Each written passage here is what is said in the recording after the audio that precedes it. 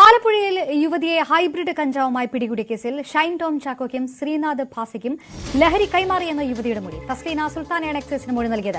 ഇരുവരുമായുള്ള ബന്ധത്തിന് ഡിജിറ്റൽ തെളിവുകളും എക്സൈസിന് ലഭിച്ചു. ഹലോ ഫ്രണ്ട്സ്, പുതിയൊരു വീഡിയോയിലേക്ക് എല്ലാവർക്കും സ്വാഗതം. ഇത് ഇന്നലെ നടന്നിട്ടുള്ള ഒരു സംഭവമാണ്. ആലപ്പുഴയിൽ വെച്ച് കണ്ണൂർ സ്വദേശിയായിട്ടുള്ള തസ്ലീമ സുൽത്താൻ എന്ന് പറയുന്ന യുവതിയെയും പുള്ളിക്കാരിയുടെ ഭർത്താവിനെയും പിടിച്ചു. അപ്പൊ ഇവർ ഹൈബ്രിഡ് കഞ്ചാവുമായിട്ടാണ് പിടിക്കപ്പെട്ടിട്ടുള്ളത്. അങ്ങനെ അന്വേഷണ ഉദ്യോഗസ്ഥർ ഇങ്ങനെ കാര്യമായിട്ട് ചോദിച്ച് തെളിവും കാര്യങ്ങളൊക്കെ വെച്ച് നോക്കി വന്നപ്പോഴാണ് അറിയുന്നത് ഇതിനകത്ത് ഷൈൻ ടോം ചാക്കോയും ശ്രീനാഥ് ഭാസിയും ഉൾപ്പെട്ടിട്ടുണ്ട്.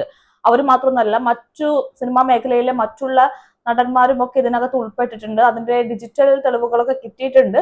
അപ്പൊ ഏതായാലും ഈ ഒരു വാർത്തയിൽ എനിക്ക് കുറച്ച് ഞെട്ടിക്കുന്ന ഒരു സംഭവമായിട്ട് തോന്നിയത് ഈ ഷൈൻ ടോമിന്റെയും ശ്രീനാഥ് ഭാസിയുടെ കാര്യമൊന്നുമല്ല. ഇവരിപ്പം ഈ സംഭവം ഉപയോഗിക്കുന്നുണ്ടെന്ന് ഒരുവിധം എല്ലാവർക്കും അറിയുന്ന കാര്യമാണ്. അതിൽ ഇത്ര വലിയ പുതുമ കാര്യങ്ങളൊന്നും ഇല്ല. നമ്മുടെ സൊസൈറ്റിയിലെ ഡെയിലി നമ്മൾ കണ്ടുകൊണ്ടിരിക്കുന്ന ഒരുപാട് ഇത്തരം വാർത്തകൾക്കിടയിൽ പെടുന്ന ഒരു വാർത്ത മാത്രമാണിത്. പിന്നെ കുറച്ച് വ്യത്യാസമുള്ള എന്താന്ന് വെച്ചാൽ ഇവരെ നമുക്ക് അറിയാം, കുറച്ചുകൂടി ഫെമിലിയർ ആയിട്ടുള്ള ആളുകളാണ് ഇവർ രണ്ടുപേരും എന്നുള്ളതാണ്. അതിൽ ഒരു നടന്റെ പൂർവ്വകാല ചരിത്രം നോക്കിക്കഴിഞ്ഞാൽ അതിനകത്ത് അറിയാൻ പറ്റും പുള്ളിക്കാരൻ മുൻപും ഇത് ചെയ്തിട്ടുണ്ടെന്നും. ഇനിയിപ്പോ അത് അറിഞ്ഞില്ലെങ്കിൽ കൂടിയും ഇവരുടെയൊക്കെ പ്രോഗ്രാം സംഭവങ്ങളൊക്കെ കണ്ടാലും നമുക്ക് ഏകദേശം ധാരണ കിട്ടും, അല്ലെങ്കിൽ സംശയം വരും ഇതൊക്കെ ഉപയോഗിക്കുന്നുണ്ടോ എന്ന്. ഏതായാലും ഇതിനകത്ത് കുറച്ച് വിയേർഡായിട്ട് എനിക്ക് ഫീൽ ചെയ്ത സംഭവമാണ് ഈ തസ്ലീമ സുൽത്താൻ എന്ന് പറയുന്ന സ്ത്രീ. അവര് ഇത്തരത്തിൽ ഇൻഡസ്ട്രിക്കകത്ത്, ഫിലിം ഇൻഡസ്ട്രിക്കകത്ത് ഇത് സപ്ലൈ ചെയ്യുന്ന ആള് തന്നെയാണ്. പക്ഷെ ഈ ഒരു ആലപ്പുഴയിൽ വെച്ച് പിടിക്കപ്പെട്ട സമയത്ത് ഇവരുടെ കൂടെ ഇവരുടെ പ്രായപൂർത്തിയാകാത്ത 2 കുട്ടികളുണ്ടായിരുന്നു. തന്തയും തള്ളയും എന്തായാലും നാശമാവാൻ തീരുമാനിച്ചുകൊണ്ട് ലഹരി പദാർത്ഥങ്ങൾ, അതും ആലോചിക്കണം, ഹൈബ്രിഡ് കഞ്ചാവ് എന്ന് പറയുന്നത് 3 കിലോ ആണ് പിടിച്ചിട്ടുള്ളത് കയ്യിൽ നിന്ന്. ഈ 3 കിലോ ഹൈബ്രിഡ് കഞ്ചാവിന്റെ വില എന്ന് പറയുന്നത് 2 കോടിയാണ്. 2 കോടി എന്ന് വെച്ച് കഴിഞ്ഞാൽ നിസാര എമൗണ്ട് ഒന്നല്ല, സാധാരണ കഞ്ചാവിന്റെ എമൗണ്ട് ഒന്നല്ല അതിനുള്ളത്. അപ്പൊ ഈ ഹൈബ്രിഡ് കഞ്ചാവ് എന്താന്ന് ഞാൻ പറയാം. പക്ഷെ അതിന് മുൻപായിട്ട് ഇത്രയും മാരകമായിട്ടുള്ള ഒരു സാധനം, ഇപ്പൊ നമ്മൾ സാധാരണ ഉപയോഗിക്കുന്ന കഞ്ചാവിനേക്കാളും ഒരു 20% കൂടുതലായിട്ടുള്ള ഒരു വീര്യം കൂടിയ സംഭവമാണിത്. അപ്പൊ അങ്ങനെയുള്ള കഞ്ചാവ് ഇത്രയും വിലപിടിപ്പുള്ള, അതും ഇല്ലീഗൽ ആയിട്ടുള്ള ഒരു സാധനം കൊണ്ട് നടക്കുന്ന സമയത്ത് ഇവരുടെ മക്കളെ കൂടി കൂടെ കൂട്ടുന്നു എന്ന് പറയുന്ന ആ ഒരു സംഭവം പേടിപ്പെടുത്തുന്ന ഒരു കാര്യമാണ്. ക്രിമിനൽ ആക്ടിവിറ്റിയാണ് ഇവർ ചെയ്യുന്നത്. എങ്ങനെയാണ് ഈ പ്രായപൂർത്തിയാവാത്ത മക്കളെയും കൊണ്ട് ഇവർ ഇതിന് ഇറങ്ങിത്തിരിക്കുന്നത്? അപ്പൊ ആ കുട്ടികളുടെ ഒരു വളർച്ചയുടെ കാലഘട്ടത്തിൽ ഇവർ കണ്ടുകൊണ്ടിരിക്കുന്നതും ഇവർ അറിഞ്ഞോ അറിയാതെയോ ഇരയാക്കപ്പെട്ടുകൊണ്ടിരിക്കുന്നതുമായിട്ടുള്ള സംഭവം കൂടിയാണിത്.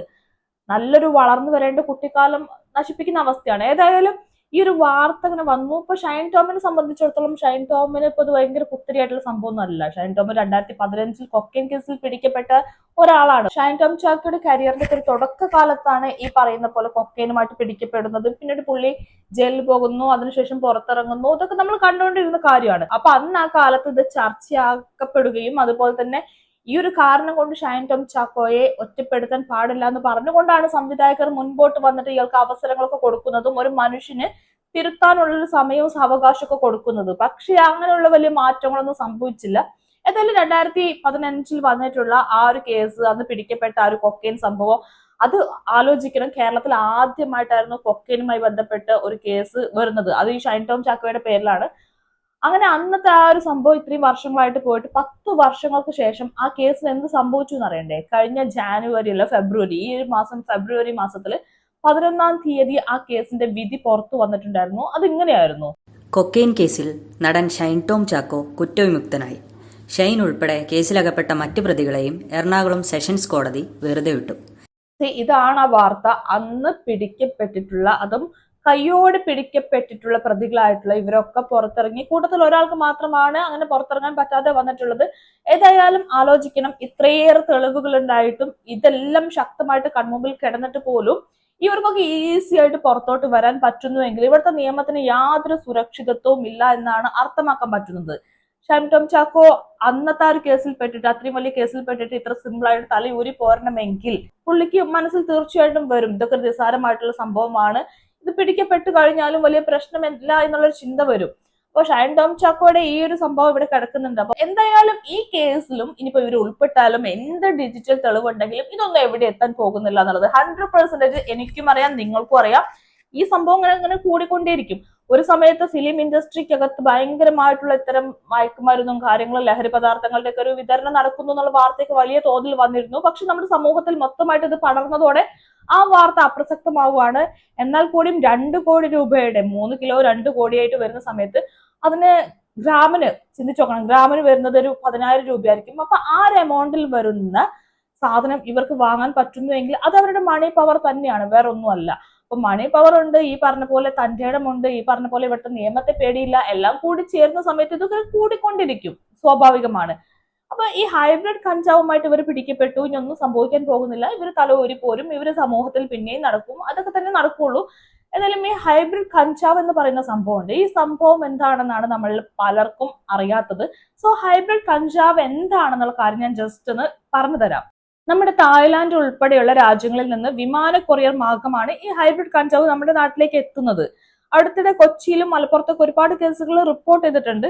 ഇത് നിർമ്മിക്കുന്നത് എങ്ങനെയാണെന്ന് ചോദിച്ചാൽ പ്രത്യേക അന്തരീക്ഷ ഊഷ്മാവ് നിലനിർത്തി നിശ്ചിത സമയപരിധിക്കുള്ളിൽ വിളവെടുക്കുന്നതാണ് മാരക ലഹരിയിലുള്ള ഹൈബ്രിഡ് കഞ്ചാവ് എന്ന് പറയുന്ന സംഭവം. അങ്ങനെയാണ് ഇത് ഉണ്ടാക്കുന്നത്. തായ്ലാന്റ് ഉൾപ്പെടെയുള്ള രാജ്യങ്ങളിലാണ് ഇതിന്റെ ഉൽപാദനം പ്രധാനമായിട്ടും വരുന്നത്. ഇതിനെ ഹൈബ്രിഡ് കഞ്ചാവ് എന്ന് മാത്രമല്ല തായ് ഗോൾഡ് എന്നുള്ളൊരു പേര് കൂടി കൊടുത്തിട്ടുണ്ട്. കുഴപ്പമില്ല, കാരണം ഗോൾഡിനേക്കാൾ വിലയുള്ള സാധനമാണ്, അപ്പൊ തായ് ഗോൾഡ് എന്നൊക്കെ വിളിക്കാം. എന്തായാലും ഇതിന്റെ ഒരു വിതരണം മെയിൻ ആയിട്ട് നടക്കുന്നത് നമ്മുടെ ഡാർക്ക് വെബ്, അതുപോലെ തന്നെ സമൂഹ മാധ്യമങ്ങൾ വഴിയാണെന്നാണ് അന്വേഷണ ഉദ്യോഗസ്ഥർ കണ്ടെത്തിയിട്ടുള്ളത്. അതുപോലെ തന്നെ കുട്ടികളുടെ കളിപ്പാട്ടങ്ങളിലും സ്ത്രീകളുടെ പാദരക്ഷകളിലും ഒളിപ്പിച്ച രീതിക്കും ഹൈബ്രിഡ് കഞ്ചാവ് അടങ്ങിയ പാഴ്സൽ പാക്കറ്റുകളും മുൻപേ തന്നെ പിടികൂടിയിട്ടുണ്ട്. കൊച്ചി വിമാനത്താവളത്തിൽ നിന്ന് 1 കിലോയോളം ഹൈബ്രിഡ് കഞ്ചാവൊക്കെ പിടിക്കപ്പെട്ട ചരിത്രം ഉണ്ടായിട്ടുണ്ട്. ഏതായാലും ഇതൊരു കൃത്രിമമായിട്ടുണ്ടാക്കുന്ന കഞ്ചാവ് ആണെന്നാണ് മനസ്സിലാക്കേണ്ടത്. അപ്പൊ സാധാരണ കഞ്ചാവ് ഉപയോഗിക്കുന്നതിനേക്കാളും ഇരട്ടിയായിട്ടുള്ള ഫലം കിട്ടുന്ന കഞ്ചാവ് എന്ന് പറയുമ്പോൾ ആലോചിക്കണം, സാധാരണ കഞ്ചാവ് ഉപയോഗിച്ചിട്ട് ഇവിടെ തല തിരിഞ്ഞാണ് ഓരോരുത്തർ നടക്കുന്നത്. അപ്പൊ ഇതും കൂടി യൂസ് ചെയ്ത് കഴിഞ്ഞാലുള്ള ഇവിടുത്തെ സമൂഹത്തിന്റെ അവസ്ഥ എന്തായിരിക്കും കൂടി ആലോചിക്കണം. അപ്പോൾ ഈ ശ്രീനാഥ് ബാസി അതുപോലെ തന്നെ ഷൈൻ ടോം ചാക്കോയൊക്കെ ഈ ഒരു കേസിൽ പിടിക്കുമ്പോൾ, അതുപോലെ ഡിജിറ്റൽ തെളിവുകൾ വെച്ച് ഇനിയും സിനിമയ്ക്കകത്തുള്ള കുറെ പേര് ഇത് ഉപയോഗിക്കുന്നു എന്നൊക്കെ പറയുമ്പോൾ നമ്മൾ ചിന്തിക്കേണ്ട ഒരു കാര്യമാണ്, ഈ സിനിമാ മേഖലയുമായി ബന്ധപ്പെട്ട് ഹേമ കമ്മിറ്റി റിപ്പോർട്ട് പുറത്തു വന്ന സമയത്ത് അതിനകത്ത് സ്ത്രീകളുടെ പ്രശ്നം മാത്രമല്ല പറയുന്നത്. ഇവിടുത്തെ മാധ്യമങ്ങൾ അവരുടെ TRP കൂട്ടാൻ വേണ്ടിയിട്ട് സ്ത്രീകളുടെ പ്രശ്നങ്ങളൊക്കെ വലിച്ചിട്ട് കുറെ ദിവസം ചർച്ച ചെയ്തു. പക്ഷെ അതുപോലെ തന്നെ അപകടകരമായിട്ടുള്ള മറ്റൊരു കാര്യത്തെ കുറിച്ച് പറയുന്നുണ്ട്, സിനിമ ഇൻഡസ്ട്രിക്കകത്തുള്ള ലഹരി പദാർത്ഥങ്ങളുടെ ഉപയോഗത്തെ കുറിച്ച്. അപ്പൊ അതിനകത്ത് പറയുന്നുണ്ട്, ഒന്നെങ്കിൽ മദ്യപിച്ചതിന് ശേഷമോ അല്ലെങ്കിൽ ലഹരി ഉപയോഗിച്ചതിന് ശേഷമോ ആണ് സ്ത്രീകളെ ഇവര് പീഡിപ്പിക്കുന്നത് എന്നുള്ള കാര്യം വ്യക്തമായിട്ട് പറയുന്നുണ്ട്. പക്ഷെ ഇവിടുത്തെ ഒരു മാധ്യമങ്ങളും അത് കാര്യമായിട്ട് ഏറ്റെടുത്തിരുന്നില്ല. അന്നും അതിനെക്കുറിച്ച് സംസാരിക്കുന്നില്ല, ഇന്നും സംസാരിക്കുന്നില്ല. അതൊരു തരത്തിൽ പരസ്യമായിട്ടുള്ള ഒരു രഹസ്യമായ വാർത്തയായിട്ട് ഇങ്ങനെ നിൽക്കുകയാണ്. പക്ഷെ അന്വേഷണ ഉദ്യോഗസ്ഥർ പോലും ചെറിയ രീതിക്ക് ഇങ്ങനെ അന്വേഷിച്ചു കൊണ്ട് പോയി എന്നല്ലാണ്ട് അതിലേക്ക് വലിയ രീതിക്ക് പോയിട്ടുമില്ല. അതേപോലെ തന്നെ പറയുന്നുണ്ട്, സിനിമകളിലെ ഷൂട്ടൊക്കെ കഴിഞ്ഞുള്ള അവസാനത്തെ പാക്കപ്പ് ആർട്ട് സംഭവങ്ങൾ വരുന്ന സമയത്തും ഈ ലഹരി പദാർത്ഥങ്ങളുടെ ഉപയോഗം അവിടെ കൂടിയ അളവിൽ നടക്കുന്നു എന്നുള്ള ചർച്ചകളും അതുപോലെ തന്നെ വന്നിട്ടുണ്ടായിരുന്നു. സോ സ്ഥിരമായിട്ട് ലഹരി ഉപയോഗിക്കുന്ന ആളുകളുടെയും ലൊക്കേഷനിലേക്ക് ലഹരി എത്തിക്കുന്ന ആളുകളുടെയും വിവരങ്ങൾ പോലും എക്സൈസ് ഉദ്യോഗസ്ഥരുടെ കയ്യിലുണ്ടെങ്കിൽ പോലും അവർ കൃത്യമായിട്ടുള്ള നടപടി എടുക്കാനും തയ്യാറാവുന്നില്ല. ഒന്ന് ആലോചിക്കണം, 2015 എന്ന് പറയുന്ന വർഷത്തിൽ കൊക്കൈനുമായിട്ട് ഷൈൻ ടോം ചാക്കോ പിടിക്കപ്പെടുന്ന സമയത്ത് ലഹരി പദാർത്ഥങ്ങളുടെ ആ ഒരു വർധനവ് ഇൻഡസ്ട്രിക്കകത്ത് സംഭവിച്ചുകൊണ്ടിരിക്കുന്ന ഒരു കാലഘട്ടമായിരുന്നു. അതിനുശേഷവും ഫിലിം ഇൻഡസ്ട്രിക്കകത്തുള്ള പലരെയും ലഹരി പദാർത്ഥങ്ങളുമായിട്ട് പിടികൂടിയിട്ടുണ്ടായിരുന്നു. ഇപ്പൊ അടുത്തൊരു മേക്കപ്പ് മാനൊക്കെ പിടികൂടിയിട്ടുണ്ടായിരുന്നു. അപ്പൊ ഇതൊക്കെ പിടിക്കുന്നത് ലൊക്കേഷന് പുറത്തു നിന്നാണെങ്കിലും ഒരിക്കൽ പോലും സിനിമാ സെറ്റിൽ പോയി ലൊക്കേഷനിൽ പോയിട്ട് ഇതിനെ കുറിച്ചുള്ള ഒരു അന്വേഷണം നടത്താനോ അല്ലെങ്കിൽ ആ ഒരു നിരീക്ഷണം നടത്താനോ പോലും ഇവിടുത്തെ ഉദ്യോഗസ്ഥർ തയ്യാറാവുന്നില്ല. അതുപോലെ നമ്മുടെ ടിനി ടോമും മുൻപൊരിക്കലൊരു പ്രോഗ്രാമിൽ വെച്ച് പറഞ്ഞിട്ടുണ്ടായിരുന്നു, ഫിലിം ഇൻഡസ്ട്രിക്കകത്തുള്ള ഒരു യുവാവിന്റെ പല്ല് ഇങ്ങനെ ദ്രവിച്ചു പോകുന്നുണ്ട്, കാരണം പുള്ളിക്കാരൻ ഭയങ്കരമായിട്ട് ലഹരി പദാർത്ഥങ്ങൾ ഉപയോഗിക്കുന്നു എന്ന്. അന്ന് അദ്ദേഹം അത് പറഞ്ഞെങ്കിൽ പിന്നെ ആ ഒരു പ്രശ്നത്തിൽ നിന്നും ആ ഒരു വിവാദമായി മാറുന്നു മനസ്സിലായപ്പോൾ അതിൽ നിന്നും പുള്ളിക്കാരൻ നൈസായിട്ട് തലയൂരി. പക്ഷെ അതേസമയം തന്നെ പുള്ളി പറയുന്നുണ്ട്, പുള്ളിയുടെ മകൻ ഒരിക്കലും ഇൻഡസ്ട്രിക്ക് അകത്തേക്ക് കൊണ്ടുവരില്ല, അവസരങ്ങൾ വരുന്നുണ്ടെങ്കിൽ പോലും പുള്ളിക്കാരൻ ഇൻഡസ്ട്രിക്ക് അകത്തേക്ക് വിടുന്നില്ല, ലഹരി പദാർത്ഥങ്ങളുടെ ഉപയോഗമാണ് അതിന് കാരണം എന്നുള്ള സാധനം അവിടെ പറഞ്ഞു വെക്കുന്നുണ്ട്. അപ്പൊ ഇതിന്റെയൊക്കെ ഭാഗമായിട്ട് ഈ സിനിമാ സെറ്റുകളിൽ ലഹരി പദാർത്ഥങ്ങളുടെ ഉപയോഗം വർദ്ധിക്കുന്നു എന്ന് പറയുന്ന ഒരു സാഹചര്യത്തിൽ സെറ്റുകളിൽ മിന്നൽ പരിശോധന നടത്താനും അതുപോലെ തന്നെ പെട്ടെന്നുള്ള അന്വേഷണ കാര്യങ്ങൾ കൊണ്ടുവരാനും സിനിമാക്കാരുടെ പ്രവർത്തനങ്ങളെ നിരീക്ഷിക്കാനും ഒക്കെ ആയിട്ട് ഇവിടെ അന്വേഷണ ഉദ്യോഗസ്ഥരെ കൊണ്ടുവരണമെന്നൊക്കെ പോലീസ് പദ്ധതി ഇട്ടിരുന്നു. പക്ഷെ അത് മുൻപോട്ട് പോയിട്ടില്ല. ഏതായാലും നിയമം പോലും തിരിഞ്ഞു നിൽക്കുന്ന ഒരു സാഹചര്യത്തിൽ ഇത്തരത്തിൽ സിനിമാക്കാർക്ക് കയ്യിൽ ആവശ്യത്തിലേറെ പണം വരുന്ന സാഹചര്യത്തിൽ ഈ പറയുന്ന പോലെ ലഹരി പദാർത്ഥങ്ങളൊക്കെ കൊണ്ടുവരാനുള്ള ഒരു സാവകാശവും സമയവും എല്ലാം കിട്ടുന്നുണ്ട്. അപ്പൊ അത് നിയമത്തിന്റെ മാത്രം പ്രശ്നമാണ്. ഷൈൻ ടോം ചാക്കോ ആണെങ്കിലും അതുപോലെ തന്നെ ശ്രീനാഥ് ബാസി ആണെങ്കിലും മറ്റേത് നടനാണെങ്കിലും അവരിത് ഉപയോഗിക്കുന്നുവെങ്കിൽ അത് ഇവിടുത്തെ നിയമത്തിന്റെ കൂടി പ്രശ്നമാണ്. ഇത്രയേറെ തെളിവുകൾ വന്നിട്ടും ഇത്രയേറെ ആളുകളെ പിടിച്ചിട്ടും ഒരു സിനിമാ സെറ്റിൽ പോലും പോയിട്ട് ഇത് എവിടുന്ന് വരുന്നു എന്ന് കൃത്യമായിട്ട് അന്വേഷിച്ച് പിടിക്കാൻ പോലും ഇവിടുത്തെ അന്വേഷണ ഉദ്യോഗസ്ഥർക്ക് കഴിയുന്നില്ല എങ്കിൽ 10 വർഷം മുൻപ് പിടിച്ച ഷൈൻ ടോം ചാക്കോയുടെ കേസിൽ എല്ലാവരും വെറുതെ വിട്ടുവെങ്കിൽ ഇവിടുത്തെ നിയമം വളരെ ദുർബലപ്പെട്ട നിയമമാണ്. കാണുന്നവർക്ക് ഫീൽ ചെയ്യും ഇത് കുറച്ച് ദിവസം ജയിലിൽ കടന്ന ഒരു 14 ദിവസം റിമാൻഡിൽ പോയി തിരിച്ചു വന്നു കഴിഞ്ഞാൽ ഈ പ്രശ്നമൊക്കെ അങ്ങ് തുറന്നു പോകുന്നു. അപ്പൊ അതൊരു വലിയ പ്രശ്നമാണല്ലോ. സോ ഇവിടുത്തെ നിയമത്തിന്റെ ഇത്തരം പ്രശ്നങ്ങൾ കൊണ്ട് തന്നെയാണ് ഇതൊക്കെ സംഭവിക്കുന്നത്. ഏതെങ്കിലും അന്വേഷണ ഉദ്യോഗസ്ഥരൊക്കെ ഒരു സൈഡിലേക്ക് നിൽക്കുന്ന സമയത്ത് നമ്മുടെ സിനിമാ സംഘടനയായിട്ടുള്ള ഫെഫ്ക അടുത്തൊരു ദിവസം പറഞ്ഞിരുന്നു ഈ ലഹരി ഉപയോഗം തടയാൻ വേണ്ടി ജാഗ്രതാ സമിതിയെ നിയോഗിക്കുമെന്ന്. സംവിധായകരും സാങ്കേതിക പ്രവർത്തകരും ഉൾപ്പെട്ടിട്ടുള്ള 7 അംഗ സമിതിയായിരിക്കും ഈ ജാഗ്രതാ സമിതിയിൽ ഉണ്ടായിരിക്കുക. നമ്മുടെ ഫെഫ്ക ജനറൽ സെക്രട്ടറി ആയിട്ടുള്ള ബി ഉണ്ണികൃഷ്ണനാണ് ഈ ഒരു ജാഗ്രതാ സമിതി നിയോഗിക്കുമെന്നുള്ള സംഭവം പുറത്തുവിട്ടിട്ടുള്ളത്. എന്ന് വെച്ചു കഴിഞ്ഞാൽ സിനിമാ മേഖലയിലെ സ്വയം ശുദ്ധീകരണമാണ് ഇവര് ലക്ഷ്യം വെക്കുന്നത്. ഇവിടുത്തെ നിയമങ്ങളൊക്കെ മാറി നിൽക്കുന്ന സാഹചര്യത്തിൽ ഇനി അവർ തന്നെ മുൻപിട്ട് ഇറങ്ങിയിട്ട് ഈ ഒരു സ്വയം ശുദ്ധീകരണം ലക്ഷ്യമാക്കുകയാണ്. ഇതിങ്ങനെ നിർത്തിയിട്ടില്ല എങ്കിൽ സിനിമാ മേഖലയിലെ ഈ ഒരു ലഹരി പദാർത്ഥങ്ങളുടെ ഉപയോഗം എന്ന് പറയുന്നത് ഇനിയും വർദ്ധിക്കാനാണ് സാധ്യത. അബ്നോർമൽ ആയിട്ടുള്ള തലയ്ക്ക് വെളിവില്ലാത്ത രീതിക്കുള്ള കുറേയധികം ആളുകളെ കിട്ടിയിട്ട് ഇപ്പൊ പല ആർട്ടിസ്റ്റുകളും ഈ ഇന്റർവ്യൂലൊക്കെ വന്നിട്ട് ബിഹേവ് ചെയ്യുന്ന രീതി ശ്രദ്ധിച്ചാൽ അറിയാൻ പറ്റും അബ്നോർമൽ ആയിട്ടുള്ള രീതിക്കാണ് ഇവർ ബിഹേവ് ചെയ്യുന്നത്. പക്ഷെ അത് എന്തിന്റെ പുറത്താണ് ഇവർ ഈ അബ്നോർമൽ ആവുന്നത് കൃത്യമായിട്ട് അറിഞ്ഞിട്ട് പോലും ഇവിടുത്തെ മീഡിയ പോലും ആ അബ്നോർമാലിറ്റിയെ അതിന്റെ പുറകിലുള്ള റീസണിനൊക്കെ ഇവർ ഇൻഡയറക്റ്റ് ആയിട്ട് വലിയ രീതിക്ക് സപ്പോർട്ട് ചെയ്യുന്നുണ്ട്. അവർ TRP കൂട്ടാൻ വേണ്ടിയിട്ട് ഇങ്ങനെ അബ്നോർമൽ ആയിട്ട് കണ്ടതൊക്കെ വലിച്ചു കയറ്റി വരുന്ന നടന്മാരെയൊക്കെ ഇരുന്നിട്ട് ഇന്റർവ്യൂ ചെയ്തിട്ട് ആളുകളുടെ ഇടയിലേക്ക് ഇങ്ങനെ കൊണ്ടുപോയി ഇടുകയാണ്. അപ്പൊ ഇത് ഇൻഫ്ലുവൻസ് ചെയ്യപ്പെടുന്നുണ്ടല്ലോ സ്വാഭാവികമായിട്ടും എല്ലാവരുടെയും.